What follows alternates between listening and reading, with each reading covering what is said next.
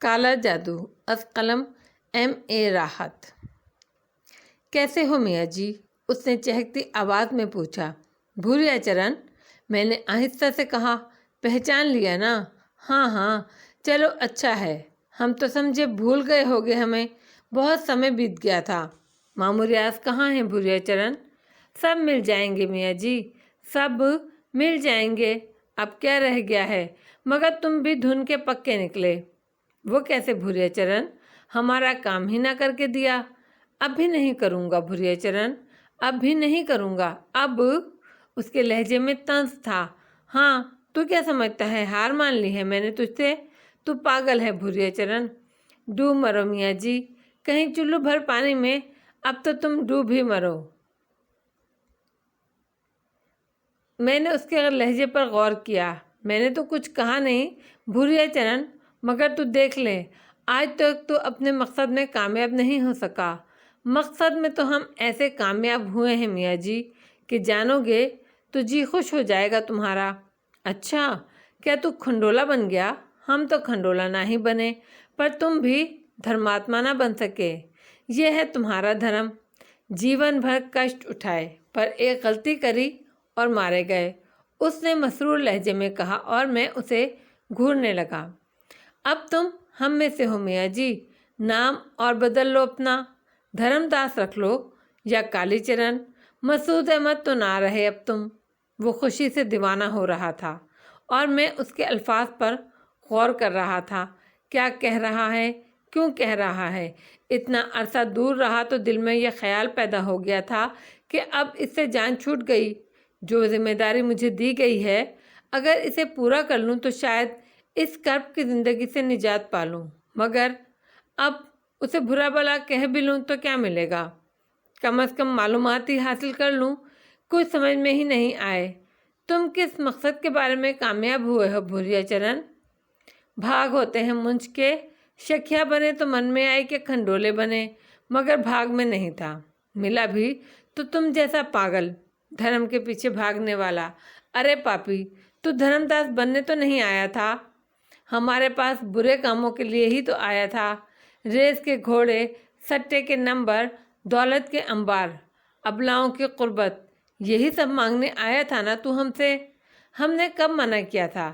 تو ہمارا کام کر دیتا تو ہم تجھے وہ دیتے کہ جیون بھر مزے کرتا۔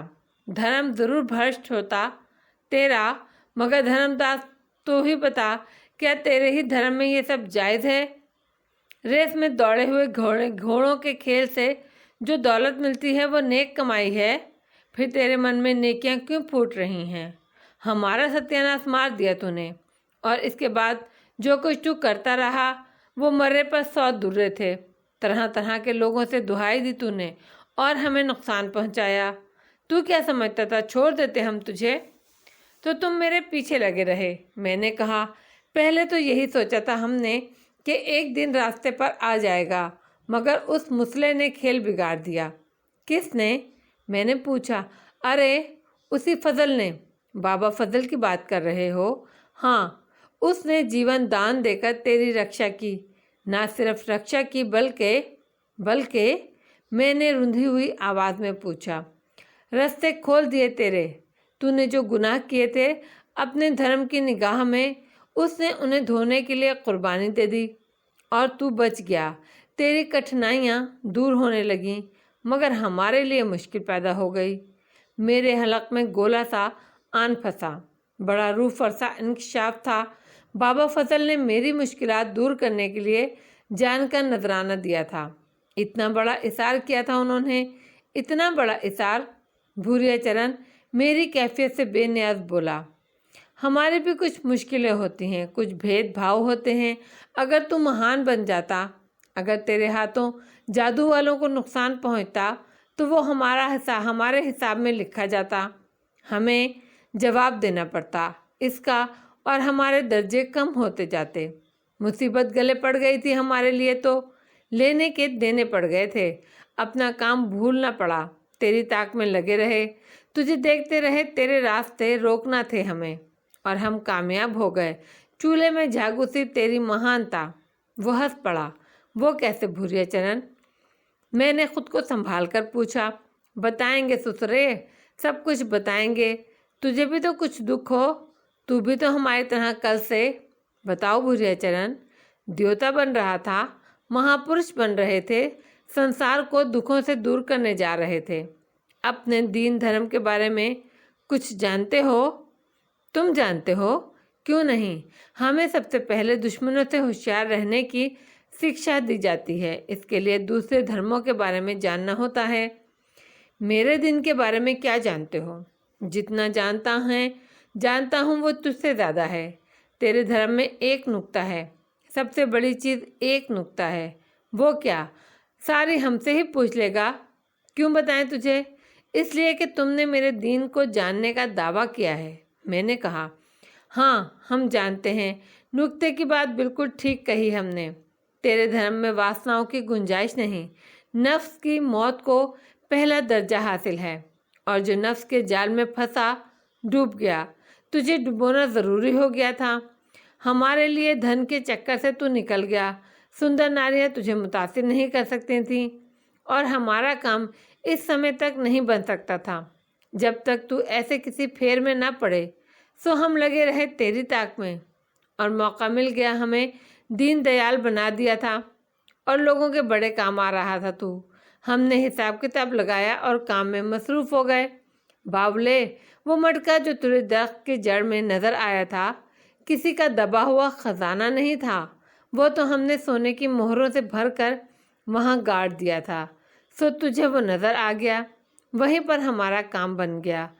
तू वो नुक्ता भूल बैठा। तुझे बताया गया था, याद है ना तुझे?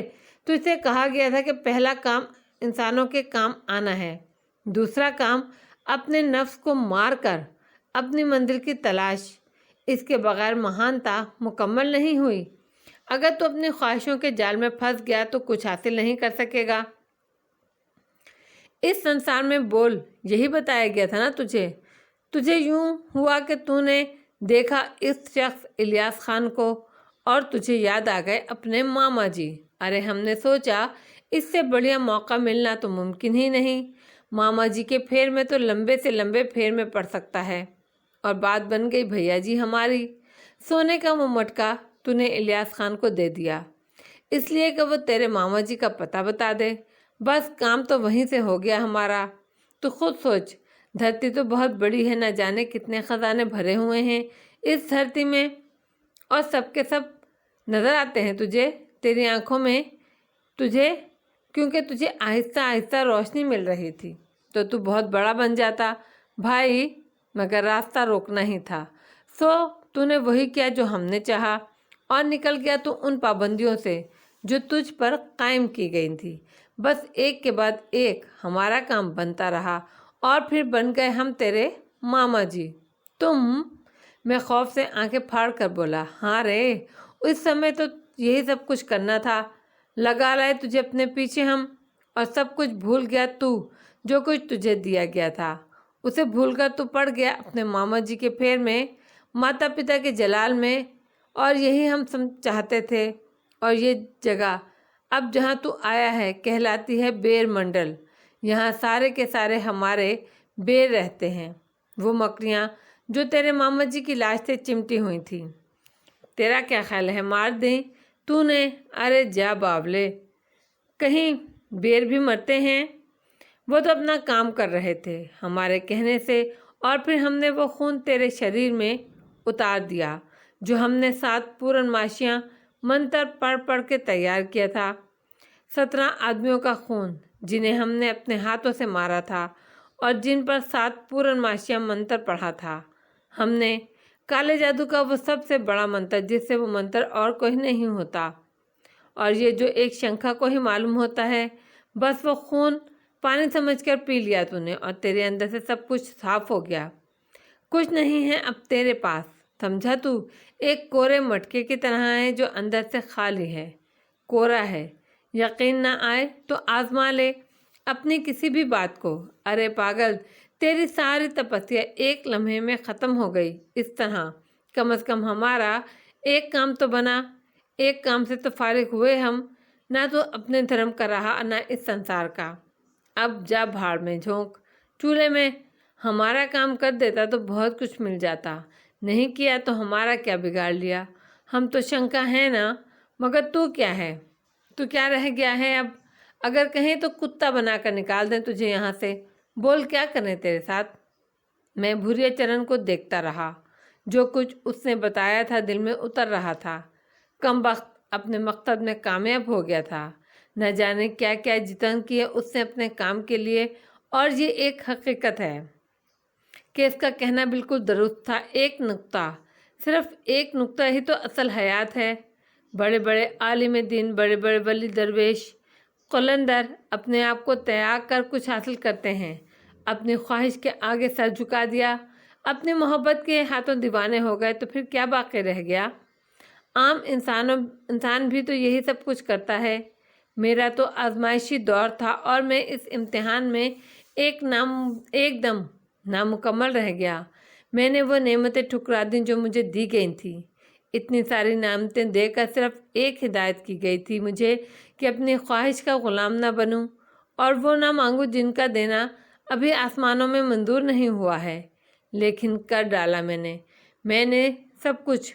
मामूरियात के चक्कर में पड़ गया। वो कंबल भी वहीं छोड़ आया जिसने मेरी आंखों को रोशन कर दिया था, जिसने मेरे दिल और दिमाग को मुनव्वर कर दिया था।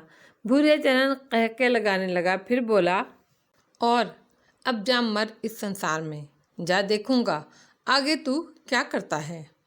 छोड़ूंगा नहीं तुझे पापी हत्यारे, तूने मेरे रास्ते रोके हैं। मैं संसार के सारे रास्ते तुझ पर बंद कर दूंगा। चल भाग रे यहाँ से, अब तू मट्टी का ढेर है मेरे लिए और कुछ नहीं रहा। मैं गर्दन झुकाए वहाँ से पलट आया। अंदर से ये एहसास हो रहा था कि दर हकीकत खाली हो चुका हूँ और अब कुछ नहीं है मेरे पास। एक बार फिर ये दुनिया मेरे लिए इम्तिहान गाह बन गई थी और इस बार मैंने खुद को इस इम्तिहान में डाला था।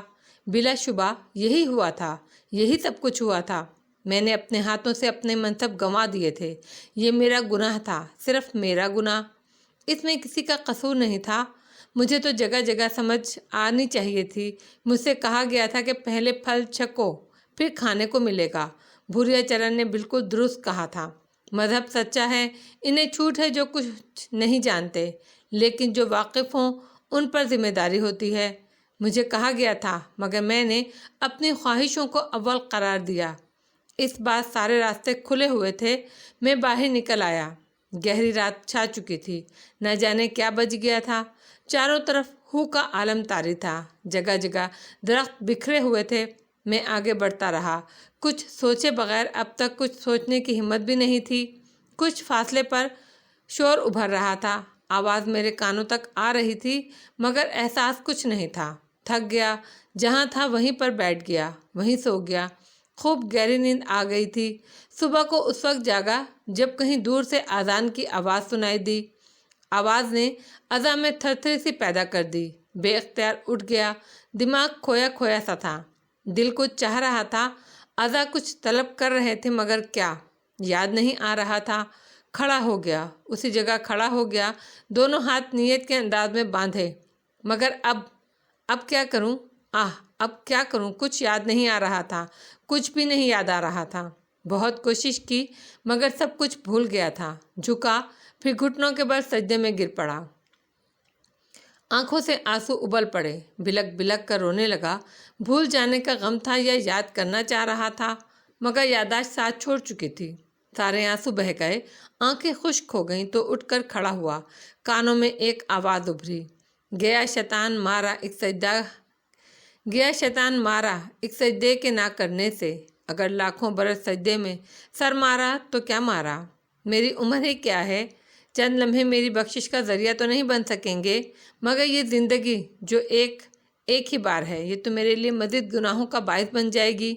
मज़ीद गुनाह नहीं और गुनाह नहीं, इस सज़ा को ख़त्म होना चाहिए। बुराई मेरे लिए नहीं है, मैं बुराई के काबिल नहीं हूँ, और गुनाह करने के लिए मुझे इस दुनिया में नहीं रहना। मर जाना चाहिए, मुझे मर जाना चाहिए। हाँ, मुझे मर जाना चाहिए। मैंने वहशतनाक नज़रों से चारों तरफ देखा। फिर मेरी समात ने मुझे उस शोर की तरफ मुतवज्जा किया जो मुझसे ज़्यादा फासले पर नहीं था। मेरे कदम तिंदो तेज़ दरिया की तरफ बढ़ गए। میں بے خودی کے عالم میں اس طرف چل پڑا اور وسیع اور اس چوڑا پاٹ میرے سامنے تھا۔ پانی برق رفتاری سے اپنا سفر طے کر رہا تھا۔ مٹیالی لہریں جھاگ اڑا رہی تھیں۔ میں دریا میں اتر گیا، آگے اور آگے اور آگے۔ پھر پانی نے میرا وزن سنبھال لیا۔ ایسی پٹخنی لگائی کہ سر نیچے پاؤں اوپر ہو گئے۔ دوسری پٹخنی اور اس کے بعد تاریکی، گہری اور پرسکون تاریکی، پھر روشنی، دھندلی سی روشنی، اور پھر ایک آواز، ہل رہا ہے کاکا، ہل رہا ہے، کرہ بھی رہا ہے۔ ماتھو، ارے دیکھ بٹوا، او کا ہوش آت رہے کاکا، ابو آت رہے۔ اب کا کرت ہے جانکی؟ آنکھیں ٹپ ٹپا رہا ہے، ہیں؟ اب آئی سسرے کو ہوش۔ ارے جانکی، دودھ گرم کر لیے ہے کا؟ ہاں کاکا، ہنڈیا چولہے پر رکھی ہے، بھر دو کٹورے ماں، وید جی کہہ گئے تھے جاری جلدی کر۔ یہ ساری باتیں سن رہا تھا، ہوش میں تھا، سوچ رہا تھا اب کہاں ہوں۔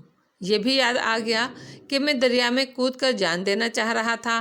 یہ بھی سمجھ میں آ گیا تھا کہ موت نے قبول نہیں کیا۔ یہ بھی یاد تھا کہ مسعود احمد نام ہے، اور بھوریا چرن بھی یاد تھا۔ کہاں ہو سائی کاکا؟ ایک مردانہ آواز سنائی دی۔ نہ آئی، جانکی بولت رہی، دوسری آواز نے کہا، اور میں نے آنکھیں کھول دیں۔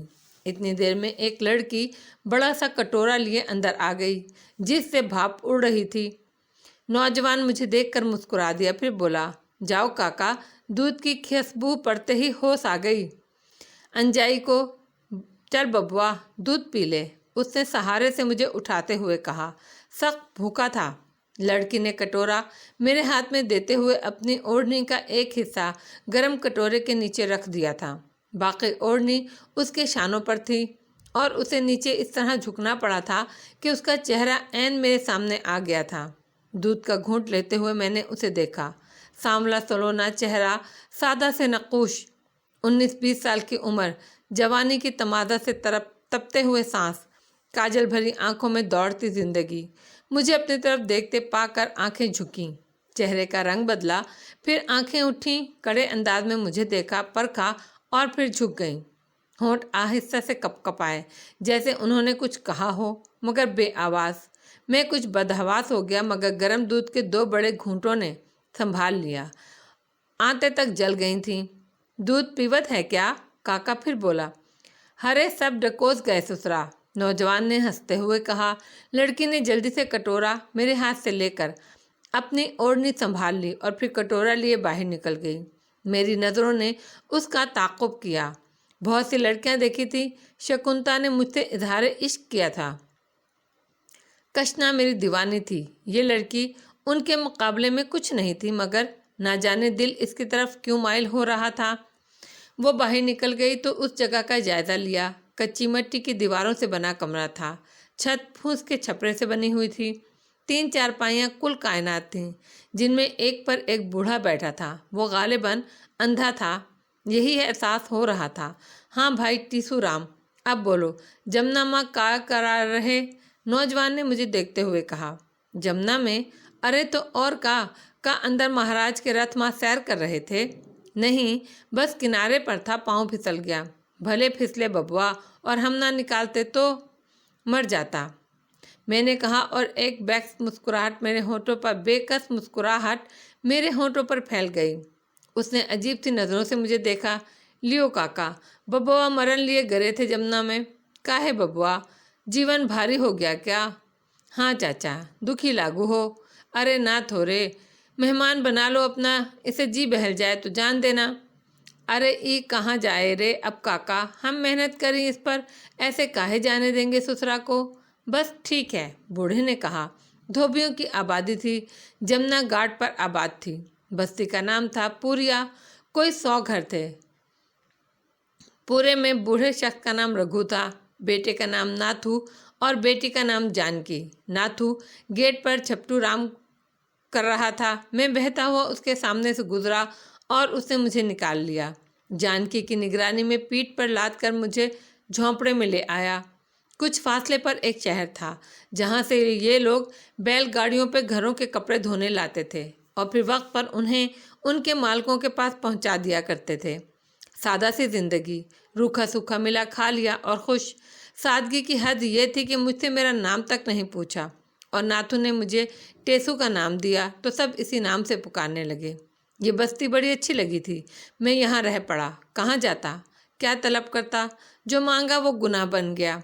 और अब ये सोचा था कि कुछ नहीं मांगूंगा, जो मिलेगा कबूल कर लूँगा, भूल जाऊँगा सबको। कोई फ़ायदा नहीं किसी को याद करने से, वो भी मुझे भूल गए होंगे। सब्र कर लिया होगा मुझ पर। महमूद अपनी कोशिश में कामयाब हो जाए, खुदा करे उसका माँ बाप से राब्ता हो जाए, खुदा करे मेरी बहन शम्सा अपना मुस्तकबिल पाले। मैं तो उनका कातिल था, अब क्या करूँगा उनके पास जाकर? जो छिन गया वो नहीं मिला था। आह, जब भी वक्त मिलता, जब दूसरों की नज़रों से महफूज होता, क़िबला रू खड़ो हो जाता, बाजू बांध लेता, फिर सजदे में चला जाता।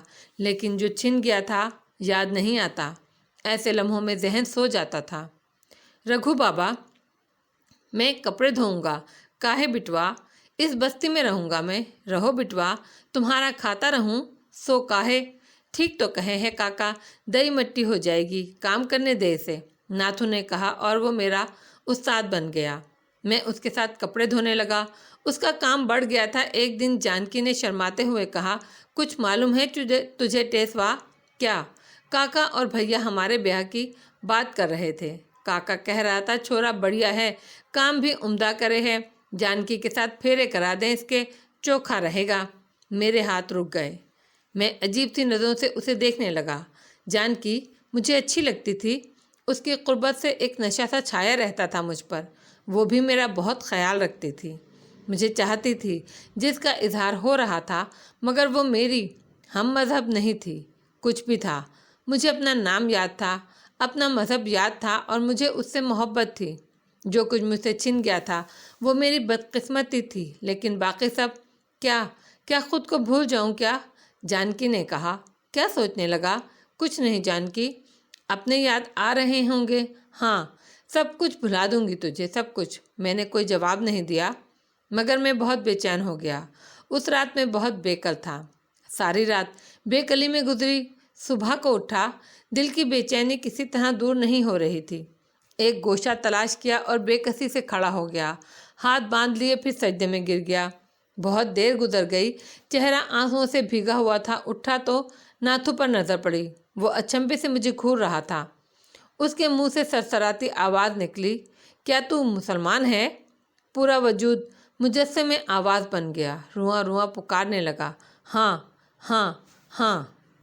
और ये कहते हुए जो सुकून था, उसकी कीमत कायनात के सारे ख़जाने नहीं उतार सकते थे। ये अल्फाज मेरी गुमशुदा बिनाई थे। मुसलमान है तू? नाथू ने इस बार कड़क कर पूछा। हाँ, मैं मुसलमान हूँ, मैं मुसलमान हूँ, मैंने अजीब सी कैफियत में कहा। हम का धोखा काहे देते रहे थे? हमारे सामने टेसू काहे बने रहे? नहीं नाथू, नहीं, मैंने कुछ नहीं बना। मैं तो मुसीबत का मारा हुआ था नाथू। मैंने तो हमारी बहनिया से ब्याह करने लागा था रे। अरे हम सबकी आंखन में धूल झोंक रहे। नाथू, तुम लोगों ने जमुना से मुझे उस वक्त निकाला जब मैं बेहोश था। मैं तो खुद अपनी ज़िंदगी ख़त्म करने के लिए दरिया में गिरा था। मैं किसी और को अपनी ज़िंदगी में शामिल कैसे कर सकता हूँ? तुम्हें मालूम है नाथू, तुम जानते हो कि मुझे इस बारे में कुछ नहीं मालूम था। कल जानकी ने मुझे बताया कि तुम लोग ऐसा सोच रहे हो। मैं ऐसा कभी नहीं करता। अपने ऊपर एहसान करने वालों को मैं कभी धोखा ना देता। अगर मैं तुम्हें बताता तो तुम कम ना बता सकता तो कम से कम यहाँ से चला जाता और जानकी से ब्याह ना करता। कभी नहीं नाथू, कभी भी नहीं। नाथू मेरा चेहरा देखता रहा। वो इन सच्चाइयों पर गौर कर रहा था। बात उसकी समझ में आ गई थी। उसने परेशानी से सर हिलाते हुए कहा, बड़ी बकट बात हो गई रे टेसवा। जानकी तेरे सपने देखन लागी रे। उसने अपनी सखियों को बता दिया। अब बात बरादरी माँ निकल जाएगी तो हम पर कृपा कर बैरा, कृपा कर हम पर। तू यहाँ से चला जा, चुपचाप चला जा। सब जो सोचेंगे तू भाग गया। हम कह दें कि ते हमारे रुपए लेकर भाग गया, हमारी औरत बची गई। लोग तू का बुरा भला कहकर मोस जाई, तेरा कुछ ना बिगड़े। हमारी इज्जत बचा ले बैरा। नाथू ने हाथ जोड़ दिए। मैं जा रहा हूँ, अभी जा रहा हूँ। नाथू मेरे भाई, तेरी इज्जत مجھے زندگی سے زیادہ پیاری ہے، ابھی چلا جاتا ہوں میں، ابھی زیادہ وقت نہیں گزرا ہے۔ میں نے اس کے جڑے ہوئے ہاتھ الگ کیے اور پھر وہاں سے آگے بڑھ گیا۔ وہ اپنی جگہ ساکت کھڑا تھا۔ میں نے پلٹ کر اسے نہیں دیکھا۔ بستی بہت چھوٹی تھی۔ میں آخری مکان سے بھی گزر گیا۔ آگے کھیت بکھرے ہوئے تھے، اکا دکا نظر آ رہے تھے گھر۔ کسی نے توجہ نہیں دی۔ میں نے رفتار تیز رکھی تھی، کسی رخ کا تعین نہیں کیا تھا، کدھر کرتا، کہاں جاتا، بس چل پڑا تھا۔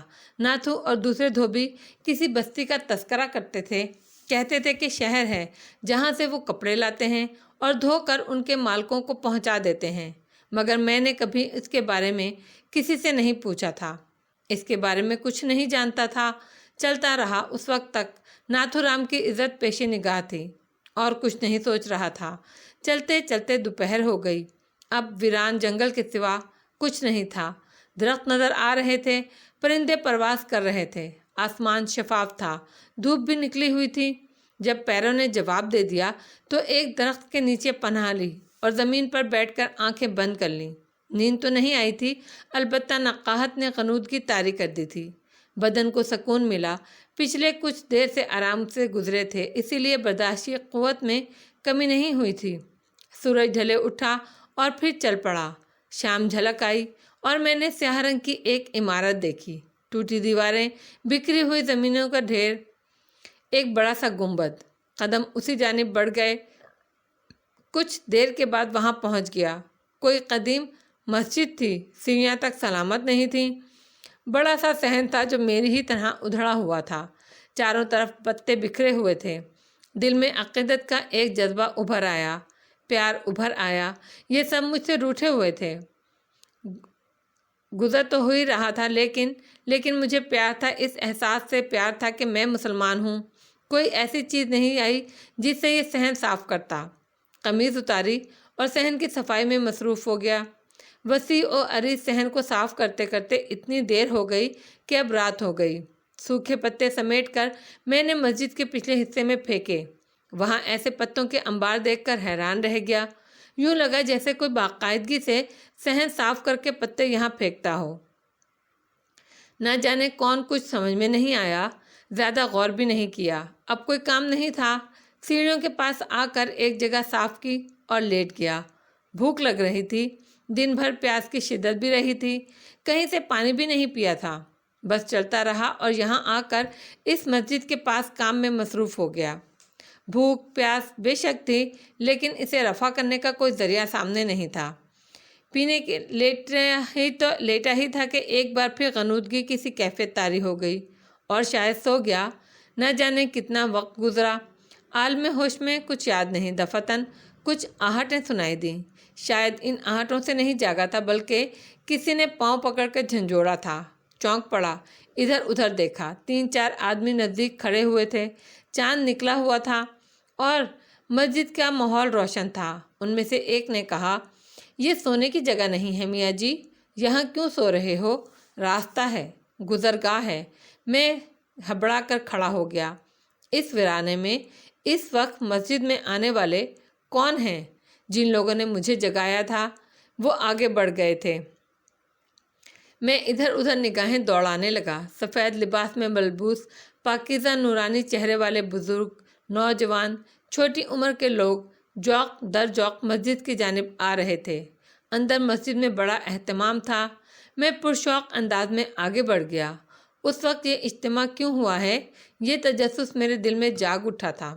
لوگ صفیں بنا کر بیٹھے تھے، میں بھی ایک سمت بیٹھ گیا۔ سامنے ہی ایک منبر لگایا گیا تھا جو پہلے یہاں موجود نہیں تھا۔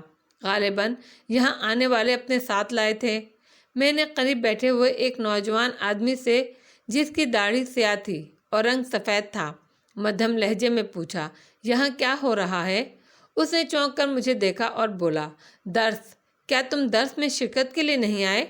میں نے نہ سمجھنے والے انداز میں گردن ہلا دی۔ پھر میں نے اس معمر شخص کو دیکھا۔ ٹخنوں تک چوغا پہنا ہوا تھا، سر پر سفید عمامہ تھا، براق سفید داڑھی جو سینے تک لٹکی ہوئی تھی، بھویں تک سفید تھیں۔ وہ منبر کی طرف بڑھے اور منبر پر جا بیٹھے۔ اس کے بعد انہوں نے وہاں موجود تمام لوگوں کو سلام کیا۔ سب نے بلند آواز میں جواب دیا۔ معمر بزرگ کہنے لگے، اللہ تعالیٰ کے فضل و کرم سے آج تو مسجد پوری بھری ہوئی ہے، سبھی آ گئے ہیں۔ جی امام صاحب، آج ایک عجیب واقعہ بھی ہوا، ایک شخص نے کہا۔ کیا؟ ہمارے آنے سے پہلے ہی کسی نے مسجد کا صحن صاف کر دیا ہے۔ جب ہم یہاں پہنچے تو صحن صاف ملا تھا۔ ہوگا کوئی بندہ خدا، خدا کے بندے کہاں موجود نہیں ہوتے۔ ایک اجنبی شخص کو ہم نے سیڑھیوں کے پاس پڑے پایا، سو رہا تھا، غالباً اسی شخص نے صحن صاف کیا ہوگا۔ کہاں ہے وہ؟ جن بزرگ کو امام صاحب کہہ کر پکارا گیا تھا، انہوں نے ادھر ادھر دیکھتے ہوئے کہا۔ پھر کسی کے بتائے بغیر ان کی نگاہیں میری طرف اٹھ گئیں۔ فاصلہ کافی تھا، لیکن مجھے یوں محسوس ہو رہا تھا جیسے ان کی آنکھوں سے روشنی کی ایک لکیر نکل کر آگے بڑھی اور مجھ تک پہنچ گئی ہو۔ اس روشنی نے میرا احاطہ کر لیا تھا، اور اس کے بعد مجھے امام صاحب کی گونجدار آواز سنائی دی تھی، آگے آؤ۔ کون ہو تم؟ مجھے یوں لگا جیسے کچھ نادیدہ ہاتھوں نے میری بغلوں میں ہاتھ ڈال کر مجھے خود بخود کھڑا کیا ہو۔ قدم بھی خود بخود ہی آگے بڑھے تھے۔ درمیان میں آنے والوں نے مجھے امام صاحب تک پہنچنے کا راستہ دیا تھا، اور میں وہاں تک پہنچ گیا تھا۔ جو ہی امام صاحب کے قریب پہنچا، انہوں نے عمامے کا لٹکتا ہوا حصہ بائیں ہاتھ میں پکڑ کر ناک پر رکھ لیا۔ پیشانی پر ناگواری کی شکنیں نمودار ہو گئی تھیں۔ انہوں نے کڑھی نگاہوں سے مجھے گھورتے ہوئے کہا، کون ہے تو اور یہاں کیا کر رہا ہے؟ میں نے بولنے کی کوشش کی، لیکن آواز نہیں نکل سکی۔ امام صاحب کہنے لگے، کیا تو نے اس مسجد کا صحن صاف کیا تھا؟ میرے منہ سے آواز نہ نکل سکی، البتہ گردن ہل گئی تھی۔ کیا تجھے علم نہیں ہے یہ مسلمانوں کی مسجد ہے؟ میں نے امام صاحب کو دیکھا، ان کی نگاہیں مجھ پر گڑھی ہوئی تھیں۔ میری آنکھوں میں نہ جانے کیا کیا کیفیات تھیں۔ وہ چونک کر بولے، مسلمان ہے تو؟ ہاں ہاں۔ میرے حلق سے جیسے رکی ہوئی بے شمار آوازیں نکل گئیں۔ مگر تیرے جسم سے تو بدبو اٹھ رہی ہے، ایک ایسی بدبو جو کبھی کسی مسلمان کے جسم میں نہیں ہوتی۔ کیسے ہوا؟ نہیں نوجوان، تو صاحب ایمان نہیں ہے۔ یہ بدبو تیرے بدن سے اٹھ رہی ہے، کسی ایمان والے کے جسم سے نہیں اٹھ سکتی۔ یہ تو غلاظت کی بو ہے۔ براہ کرم صحن سے باہر نکل جا، یہاں درس الہی ہوگا، اس کے بعد نماز تہجد۔ تجھے جو کسی بے ایمان شخص کو ہم اپنے درمیان جگہ نہیں دے سکتے۔ براہ کرم باہر نکل، اس سے پہلے کہ تجھے مسجد کے صحن کو ناپاک کرنے کی سزا دی جائے۔ یہ سزا تجھے صرف اس لیے نہیں دی جائے گی کہ تو نے کسی بھی جذبے کے تحت صحیح صحن مسجد کو صاف کیا ہے، مگر تجھے اپنے درمیان جگہ نہیں دیں گے ہم۔ میں بلک بلک کر رو پڑا۔ میں نے گھٹنوں کے بل بیٹھ کر کہا، سارے زمانے کا ٹھکرایا ہوا ہوں میں ایک بد نصیب انسان ہوں، مجھے سہارا چاہیے۔ میں قصوروار ہوں، لاکھوں گناہ کیے ہیں میں نے، تائب ہو رہا ہوں، میری مدد کرو، خدا کے لیے میری مدد کرو۔ تمام لوگ اپنی اپنی جگہ کھڑے ہو گئے تھے۔ کسی نے چیخ کر کہا، اس ملحد کو دھکے دے کر مسجد سے باہر نکال دو، اس بدنما شخص کو مسجد میں داخل ہونے کی سزا دو، آخر یہاں آیا کیوں ہے، نکالو اسے۔ امام صاحب نے ہاتھ اٹھا کر کہا، ایمان والوں جیسی باتیں کرو، وہ جو کچھ بھی ہے اس سے کوئی دشمنی نہیں کی ہے۔ بھولے سے اگر خدا کے گھر میں داخل ہو گیا ہے تو خدا کے گھر سے اسے دھکے دے کر نہیں نکالا جا سکتا۔ کیسی باتیں کر رہے ہو تم لوگ؟ چاروں طرف سناٹا چھا گیا، لوگ خاموش ہو گئے، کسی کے منہ سے ہلکی سی آواز بھی نہیں نکلی۔ امام صاحب نے کہا، اور تو کہتا ہے تو مسلمان ہے، مگر کیا یہ بتا سکے گا کہ یہ بدبو تیرے جسم میں کیسے داخل ہوئی؟ یہ میرے گناہوں کا پھل ہے، یہ میرے گناہوں کا پھل ہے، میری مدد کرو اور میری مدد کرو۔ میں گڑ گڑا کر بولا، گناہوں کے لیے توبہ کے دروازے کھلے ہوئے ہیں، مگر یہ کیسا گناہ ہے جس سے تیرے جسم میں بدبو پھیل گئی ہے؟ خدا کے لیے ہمارے ان لمحات کو ضائع نہ کر۔ ہم نے اپنے طور پر جو انتظام کیا ہے، جس مقصد کے لیے کیا ہے، ہمیں اس کی تکمیل کرنے دے۔ تو باہر جا، تیرے لیے توبہ کے دروازے کھلے ہوئے ہیں، یہ دروازے کبھی بند نہیں ہوتے۔ جب بھی بارگاہ عزتی میں تیری توبہ قبول ہو گئی، تجھے تیری مشکلات کا حل مل جائے گا، لیکن تو جا یہاں سے چلا جا فوراً۔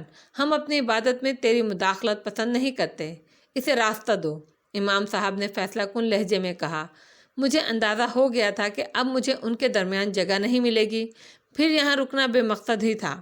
نڈھال اور تھکے قدموں سے وہاں سے واپس پلٹا تو امام صاحب نے کہا، سیدھے راستے پر چلے جانا، کافی دور جا کر تجھے ایک درخت نظر آئے گا، اس درخت میں پھل ہوں گے، ان پھلوں سے تو اپنی شکم سیری کرنا، بس اس سے زیادہ اور تیری کوئی مدد نہیں کی جا سکتی۔ میں نے کچھ نہ سنا، نہ جانے کیسے کیسے خیالات دل میں آ رہے تھے، جو کچھ ہوا تھا اس پر غور بھی نہیں کر پا رہا تھا۔ میں یہ احساس تھا کہ میرے جسم میں ایک ایسی بدبو اٹھنے لگی ہے جو کسی مسلمان کے جسم میں کبھی نہیں ہوتی، اور اس بو کی وجہ میں جانتا تھا۔ بھوریا چرن نے میرے وجود میں کفر اتار دیا تھا۔ یہ کفر میرے دل پر اثر انداز نہیں ہوا، میرے دماغ تک نہیں پہنچ سکا تھا، لیکن جسم غلیظ ہو گیا تھا، اور بقول امام صاحب کے میرے جسم سے وہ بو اٹھ رہی تھی جو ان کے لیے ناقابل برداشت تھی۔ جو کچھ ہوا ہے، جو کچھ بھی ہوا ہے، اس میں کافی حد تک میرا قصور ہے، بلکہ قصور ہی میرا ہے۔ بلا شبہ انسان کو اس کی حیثیت سے زیادہ مل جائے تو وہ بھول جاتا ہے اپنے آپ کو، کھو جاتا ہے، لیکن ایک لمحہ، صرف ایک لمحہ ایسا آتا ہے جس کے بعد ساری توبہ بھی ناکافی ثابت ہوتی ہے۔ جو ہو گیا تھا وہ ہو گیا، بے عزت کر کے ہر جگہ سے نکالا جا رہا تھا، پوریا سے بھی اور اب اس مسجد سے بھی۔ یہ سب کچھ میرے لیے ازحد ضروری تھا۔ گناہوں کی سزا میں جس قدر تذلیل ہو کم ہے۔ وہاں سے بھی چل پڑا، کوئی منزل تو تھی نہیں، بس چلتا رہا۔ پھر کسی شہری آبادی کے آثار نظر آئے تھے، اجالا پھیل رہا تھا، قدم اس طرف بڑھ گئے۔ بستی کے پہلے مکان سے سنکھ بجنے کی آواز سنائی دی، اس کے بعد پیتل کا گھنٹا کئی بار بجا، پھر ایک موٹی بھدی آواز سنائی دی، بھجن قسم کی کوئی چیز تھی، لیکن اس کے بول بڑے دل ہلا دینے والے تھے، اور ان کا مفہوم سمجھ میں آ رہا تھا۔ جب تک ہنس رچولہ میں چولہا، جب تک ہنور بن جسم میں، جب تک روح رہی جسم برقرار رہا۔ روح جسم سے نکل گئی تو بس مٹی کا بدن رہ جاتا ہے، اور جب تک چراغ میں تیل رہتا ہے چراغ جلتا رہتا ہے۔ تیل ختم ہوا، چراغ کی بتی جل گئی، تب پھر اس روشنی کو پیدا کرنے والا کون ہو سکتا ہے؟ بھجن کے ان الفاظ نے ذہن کے نہ جانے کون سے گوشوں کو چھو لیا تھا۔ دیر تک وہاں کھڑا ان الفاظ پر غور کرتا رہا۔ جب گردن گھمائی تو اوپر سے برہنہ جسم کے مالک، دھوتی باندھے ہوئے، ماتھے پر تلک لگائے ایک بھاری بدن کے شخص کو دیکھا۔ چہرے پر شوخی سی چھائی ہوئی تھی، دونوں ہاتھ کمر پر رکھ کر مجھے گھور رہا تھا۔ مجھ سے نگاہ ملی تو گردن مٹکاتے ہوئے بولا، آج بھی رہ گئے مہاراج، آج بھی کامیابی نہیں ہوئی تمہیں؟ جی، میں نے حیران نگاہوں سے اسے دیکھتے ہوئے کہا۔ بھینس کھولنے آئے تھے نا پنڈت کاشی رام کی؟ ارے بہت دن سے تم ہماری بھینس کی طاق میں ہو، اور ہم تمہاری طاق میں، آج ملاپ ہو ہی گیا۔ ارے دیا کرو مہاراج، دیا کرو، غریب آدمی ہوں، اس بھینس کے علاوہ اس سنسار میں اپنا کوئی نہیں ہے۔ ارے اسی کے دودھ پر تو اپنا جیون گزار رہے ہیں، کیا کرو گے اسے لے جا کر؟ مجھے ہنسی آ گئی۔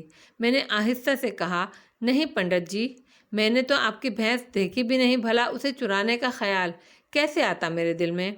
تو پھر کیا کر رہے ہو یہاں، پوجا کر رہے ہو کھڑے ہوئے؟ وہ کسی قدر طنزیہ لہجے میں بولا۔ آپ بھجن گا رہے تھے، اسے سننے کے لیے کھڑا ہو گیا تھا۔ ارے بھجن سننا ہے تو بیٹھ کر سنو بھیا، ایسے کیوں کھڑے ہو جیسے بھینس چرانے آئے ہو؟ آؤ تمہیں اور بھی بہت سے بھجن سنائیں گے ہم۔ ایک تم ہو کہ ہمارا بھجن سن کر چلتے چلتے رک گئے، اور ایک وہ ہے جو کہتی ہے بھینس کی طرح، اور ہماری آواز میں کوئی فرق ہی نہیں ہے۔ ذرا آؤ بتاؤ اسے کہ ہم بھجن گاتے ہیں ہم۔ اس نے آگے بڑھ کر میرا ہاتھ پکڑا اور احاطے سے اندر لے گیا۔ چھوٹا سا مکان تھا، بڑا سا دروازہ۔ اس چھوٹے سے احاطے کے ایک گوشے میں ایک بھینس بندھی ہوئی تھی، اس کے آگے کھانے پینے کا سامان پڑا ہوا تھا۔ ایک طرف بانوں سے بنی ہوئی چھلنگیا سی چارپائی جو بیٹھنے کے لیے تھی، اور کاشی رام نے مجھے اسی چارپائی پر بٹھا دیا اور خود مجھ سے کچھ فاصلے پر پتھر سے بنی ہوئی ایک سل پر بیٹھ گیا۔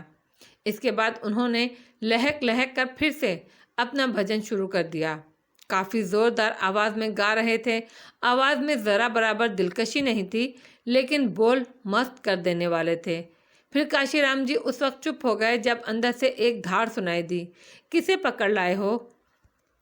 तुम सुबह ही सुबह और क्यों भैंस की तरह डकराए जा रहे हो? मैं कहती हूँ तुम्हारी खोपड़ी बिल्कुल ही खराब हो गई है। अरे तू कौन है रे? मैंने और काशीराम दोनों ने चौंक कर उस भयानक आवाज़ को सुना था। गर्दन मोड़कर देखा तो चेहरा इतना भयानक नहीं था, लेकिन आवाज़, जिसामत खौफजदा कर देने वाली थी। सफ़ेद धोती बांधे, माथे पर तिलक लगाए, आंखें निकाले खड़ी वो दोनों को घूर रही थी। काशीराम उछलकर खड़े हो गए और खातून आगे बढ़कर हमारे सामने आ गईं।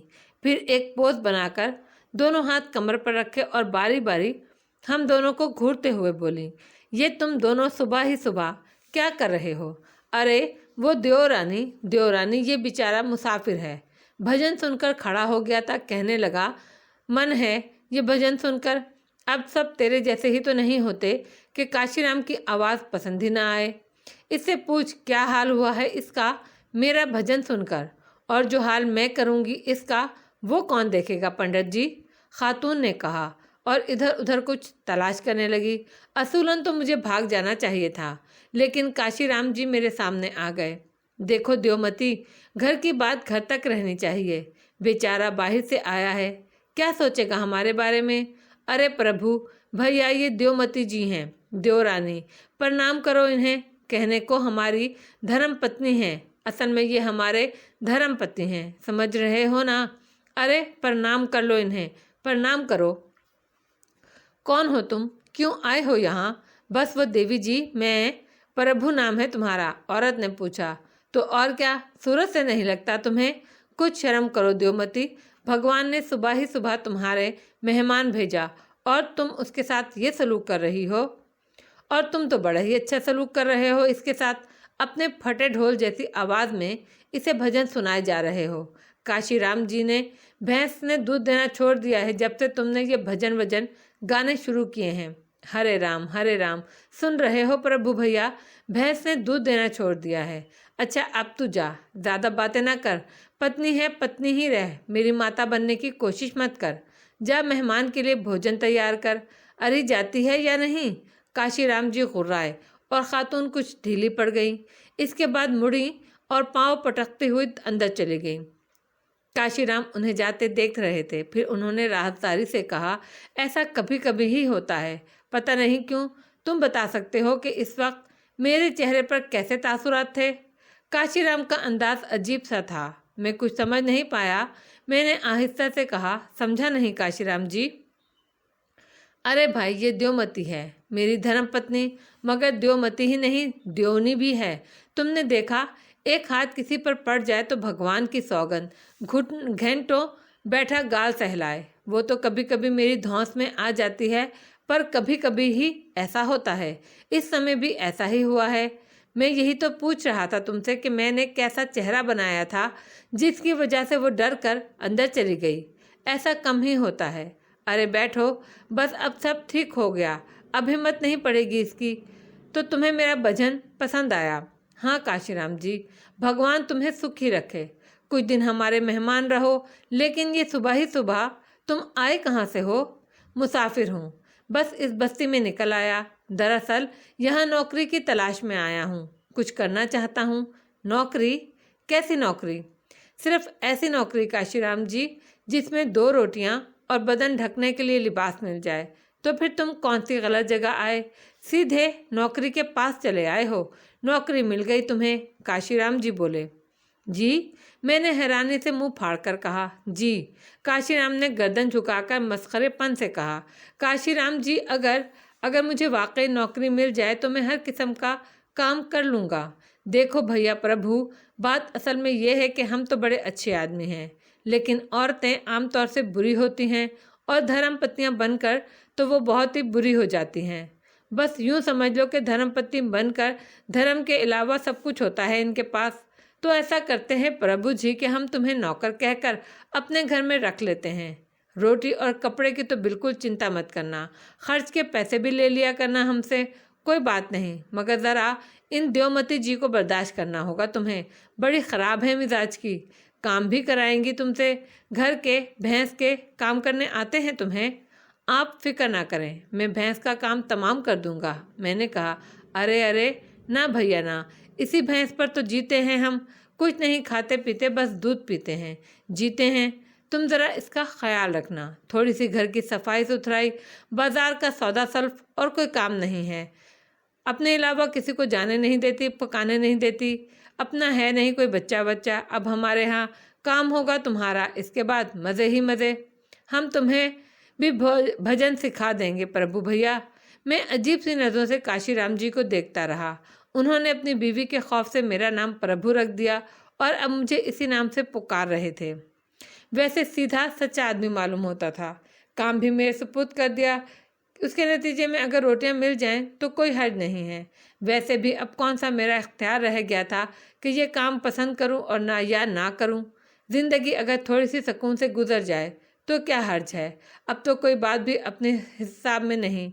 मैंने सोचना छोड़ दिया। ये करूं वो करूं सब बेकार है। बस ज़िंदगी की सांसें पूरी हो जाएं। मौत मर्जी से तो मुझ तक नहीं पहुंच पाएगी। बस यही मेरी ज़िंदगी का मसरफ रह गया है। अब इसमें कोई तब्दीली बेकार। कोई मुझे प्रभु के नाम से पुकारे या मसूद के नाम से। जब ज़िंदगी का कोई मकसद ही नहीं रह गया तो इन नामों में क्या रखा है। ठीक है मसूद अहमद, ठीक। अब वक्त जो कुछ कह रहा है, जो कुछ कर रहा है, वही मुनासिब है। मैंने काशीराम से कहा, आपकी दया है महाराज, दया है आपकी, मैं तैयार हूँ। अरे तो फिर बात ही क्या रह गई, मगर ज़रा नाश्ता कर लेना, इसके बाद बताएंगे। ये बात उसे पहले से पता चलेगी तो सोचेगी घर के नौकर की खातिर मदारत हो रही है। नाश्ता उठाकर ले जाएगी। खा पी लेना, बाद में बताएंगे उसे कि तुम कौन हो और हम कौन। मैंने गहरी सांस लेकर गर्दन हिला दी। दोनों ही दिलचस्प थे। दोनों खासे पुरलुत्फ मियाँ बीवी मालूम होते थे। चलो अच्छा है, जहन बटाने में आसानी होगी। दिल पर लदे हुए इस बोझ को कहाँ तक अपने आप पर लादे रखूं। ठीक है, जैसे भी गुजरा वक्त आवाज़ दे। वक्त जो कुछ कहेगा वही सब मुनासिब होगा। कुछ देर के बाद काशीराम की धर्म पत्नी ने नाश्ता रख दिया। गरम गरम पूरियाँ और आलू की भुजिया। बहुत भूखा था। पल पड़ा काशीराम जी कोई भजन भी गुनगुनाने लगे थे। आप नाश्ता नहीं करेंगे पंडित जी, मैंने पूछा। डटे रहो प्रभु महाराज, भगवान ने अपने भाग में भैंस लिख दी है, गुजारा कर रहे हैं, पंडित जी ने कहा। पंडिताइन मजीद गर्म पूरियां लेकर अंदर दाखिल हुई थीं। पंडित की पुश्त उनकी जानिब थी और उस वक्त यही अल्फाज अदा कर रहे थे। पंडिताइन कुछ और समझी। पूरियां बड़े ज़ोर से सामने रखी, थाली में पड़खीं और गुर्राए हुए लहजे में बोली, आज फैसला हो ही जाए पंडित जी। अब तो आप सबके सामने भी तुम्हारी ज़ुबान खुलने लगी है। मैं भैंस हूँ, भैंस पर गुजारा कर रहे हो तुम।